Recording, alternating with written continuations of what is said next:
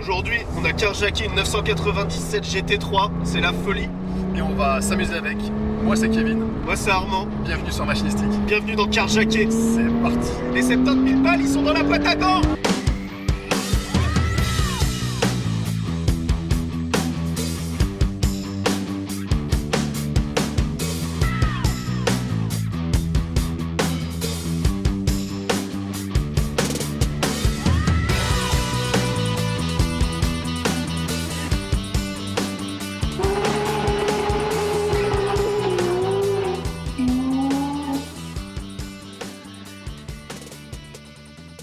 Envie d'aller trop vite, je sais pas, elle m'intrigue, elle m'impressionne. C'est exactement le mot que j'aurais utilisé, c'est cette voiture m'impressionne, tu vois. Tu sais, Lucas, tout à l'heure, Lucas qui est le propriétaire de la voiture, m'a dit tu vas voir, après t'en veux une. Je lui ai dit c'est déjà une voiture qu'on veut avant même l'avoir essayée. Il y a des voitures comme ça, on rêve tous de la F40 alors que ça se trouve c'est nul à conduire, j'en doute. Là, c'est exactement ça. Et ce qui est beau, c'est qu'elle déçoit pas pour le moment. Tu vois, la GT3 là, c'est quand même assez dingue à rouler. Pourtant, j'ai un rapport au Porsche qui est assez particulier. Je sais pas comment l'expliquer, c'est un peu... La 911, je l'aime autant que je la déteste. Un peu comme la BX, tu vois. C'est pas mettre dans le même panier, mais il y a ce truc-là. Pourquoi tu les aimes du coup? Je les aime bien parce que c'est des voitures quand même de sport assez folles. Ouais. Porsche, il y a un historique en compétition. La 911, ça fait toujours rêver parce que c'est là que tu la vois dans des films. Tu vois, quand j'étais gamin dans 60 secondes chrono, quand ils la sortent de la concession et tout, j'ai des souvenirs avec la 911 en quelque sorte. Du coup, c'est pour ça que je les aime bien. Et du coup, justement, pourquoi tu les détestes? Ça, c'est intéressant.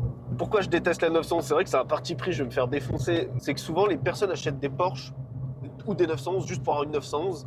Tout le monde a la même 911. En fait, c'est ça que j'aime pas. Et je trouve qu'acheter une 911 pour acheter une 911, ça sert à rien. Au contraire, tu as des personnes qui font du tuning sur des 911. Je pense à Magnus Walker, mon pote Vincent Perrault, qui a sa petite 912. Là, on n'est pas loin de chez eux, de chez Classic Auto Works. Mais il y a Johan qui vient de se payer une 911, il la tune un peu, tu vois. J'ai hâte de voir à quoi elle va ressembler. Bah ouais, c'est hyper intéressant. Et du coup, je dirais que la 911, je l'aime que de deux manières. C'est soit modifié, soit GT3, parce que ça ressemble vraiment à un car guy, tu vois, quand elle est modifiée. Bah, je suis d'accord avec toi sur le fait que les gens, ils vont juste acheter le blason et ils vont s'arrêter là, tu vois. Ils vont pas la pimper, etc. Ça, Et pour la GT3, ça aussi, justement, je trouve que toi qui aimais les caisses de bagarre, ouais, de fou. elle te va bien, tu vois. Ouais, c'est cool. C'est trop bien les caisses de bagarre. Il y a vraiment une ADN de voiture de course en fait dans une GT3. Ouais, puis Porsche, de manière générale, ils ont un historique assez fourni en véhicules de plaisir ou de compétition. Typiquement, tu as la 2.7 litres RS, Ah ouais, ça c'est beau. c'est magnifique. Tu as la 964 RS aussi, que je trouve incroyable. Oui. Tu as la 993 GT2.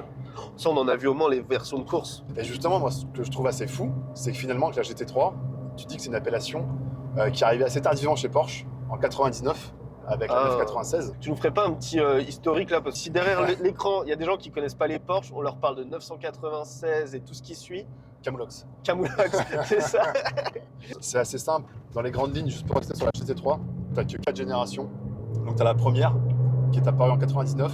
Donc ça, c'est la 96, pardon, première génération.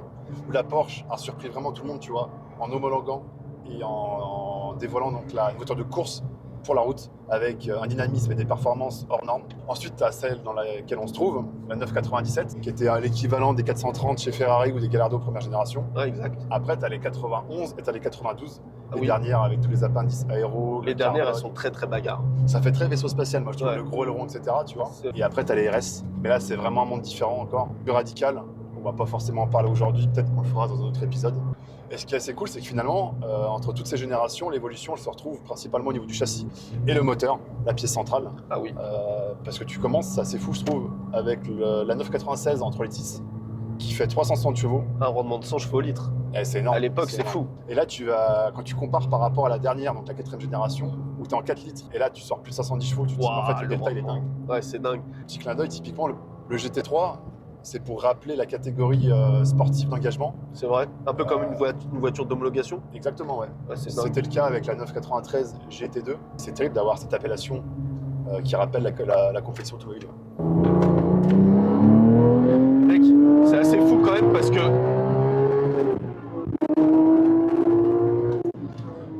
Elle met le sourire, la voiture. Hein? Elle met le sourire, la voiture. Ah, c'est complètement dingue.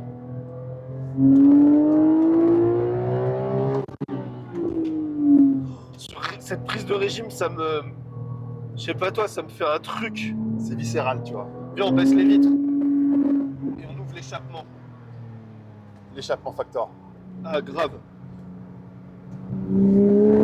Oh, c'est pour vous.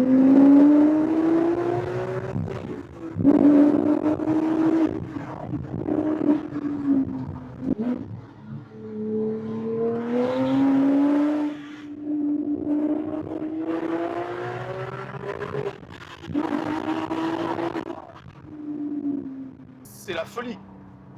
J'ai pas les mots. Comment tu peux te... Enfin, tu peux pas te lasser de ça, tu vois. C'est impossible de se lasser de cette voiture. C'est une symphonie, tu vois. Le pédalier, il est si bien pour faire du talon pointe. Et tu sais, quand elle cherche un peu le grip, le son du moteur, il fait ouh, ouh, ouh, ouh, ouh, ouh, ouh, et ça te sort là comme ça.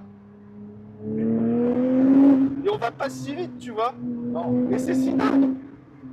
Et le train avant. Et le grip latéral. Putain, c'est putain de fabuleux. Mec, c'est... Merci d'avoir fait ça. Les freins, Ça mord. c'est abusé. Les baquets sont parfaits aussi, je trouve. Elle est parfaite. Cette voiture est parfaite. J'ai l'impression de sortir d'un concert de Taylor Swift. Ah, c'est la folie, hein. Waouh. Bon, Kevin, tout à l'heure, quand on conduisait, tu me disais aussi que la voiture, il n'y avait pas forcément besoin de mettre l'autoradio sur on. Ouais. Bah déjà, t'as le son de la voiture qui est C'est juste vrai. dingue. Mais quand même, pour moi, la musique, ça fait partie d'un tout. Ça permet d'améliorer le moment, l'expérience. Et du coup, c'est pour ça qu'on a choisi 3 titres chacun, tirés de la playlist 911 GT3, qu'on vous partagera en description dans la vidéo. Moi, j'ai coupé mes sons selon mes humeurs. Et du coup, le premier, ça va être pour la balade, le cruise. Tu sais, comme quand tu arrives avant une route de montagne, tu vois. Ok. Tu te ressources, t'es paisible, tu te concentres. Et là, du coup, j'ai mis Bronco, ça c'est le groupe. Et le Ok. son, c'est Sandman. Ok. Un peu rock, tranquille. Et là, ça permet de te mettre en ambiance. Alors moi, mon premier son, je suis parti dans un truc un peu méta, c'est que la voiture, pas celle-ci, mais en tout cas, elles sont sorties en 2006, les 97 GT3. Du coup, j'ai cherché quelle musique sortait en 2006. Et c'est un peu chaud, parce que t'as Diams, La Boulette, t'as du Cynic, t'as des trucs, c'est pas possible. Mais il y a quand même des groupes qui ont sorti des bons sons, je les ai notés. Typiquement, il y a tout l'album des Red Hot, où il y a Denny California, mais c'est pas ce que j'ai retenu. J'ai pris un morceau, je vais lire le titre parce que j'ai LV3 en anglais, pas du tout. C'est I Bet You Look Good on the Dance Floor. J'espère que tu as le style sur la piste de danse des Arctic Monkeys. Alors, tu vois, moi, c'est comme toi. C'est aussi un son bagarre. Toi, c'est le son quand tu arrives à l'entrée du col, t'as fait ta liaison. Et là, du coup, ça va être. Comme on est français, faut être fier, faut représenter. Ça va être l'envie de Johnny Hallyday. Oh, Popo. L'envie d'avoir envie. Johnny sur le truck.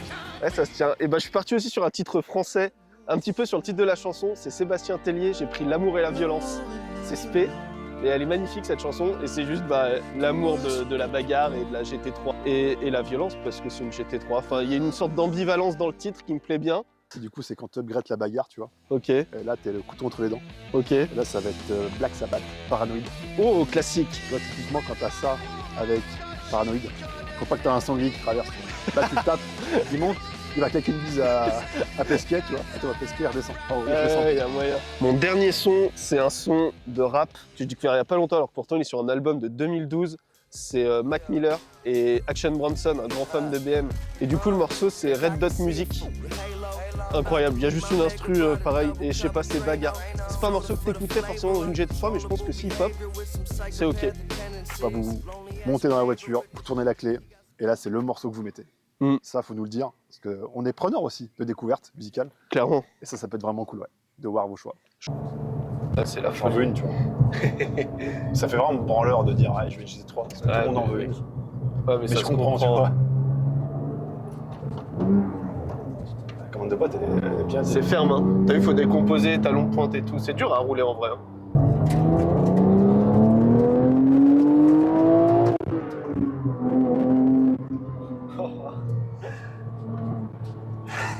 Tu sais, ce qui est terrible, en fait, Dis-moi. c'est que j'ai même pas les mots pour vraiment décrire la voiture.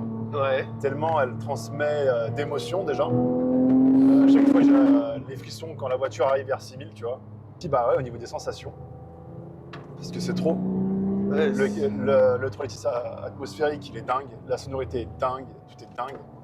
Et mais c'est dingue. c'est dingue. Non, mais ce qui est vraiment impressionnant, c'est le toucher de route, tu vois. Ouais, c'est dingue. Moi, j'aime beaucoup les voitures qui transmettent beaucoup d'informations dans les fesses, dans la direction, etc. Et je trouve que bah, là, tu peux pas faire mieux, en fait.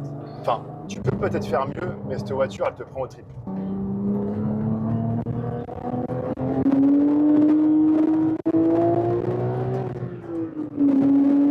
Même au niveau du freinage, la voiture, elle mord.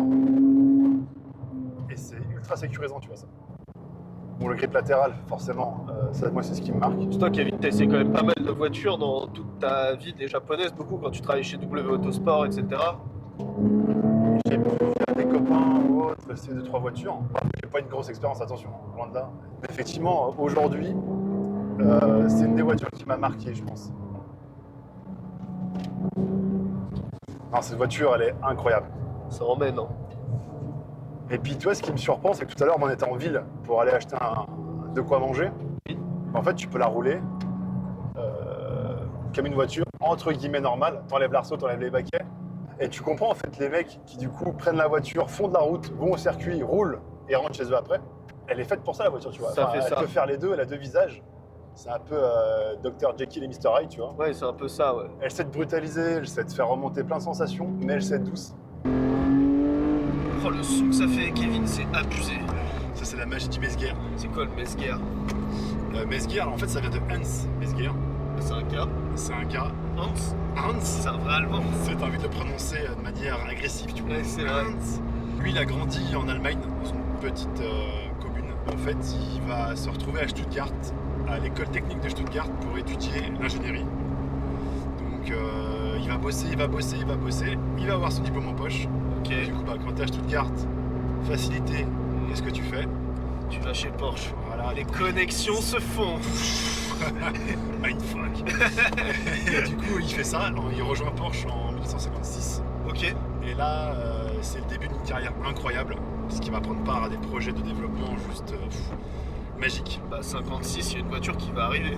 C'est ça, il y a une voiture qui va arriver, et en fait, lui, il va être à la tête de l'équipe de développement et de conception du moteur le plus iconique chez Porsche, le 6 à plat, le Flat 6. Ouais. Donc c'est lui vraiment qui a participé, qui a développé ce moteur iconique. Putain, papa Hans, quoi. C'est ça, papa Hans, tu vois.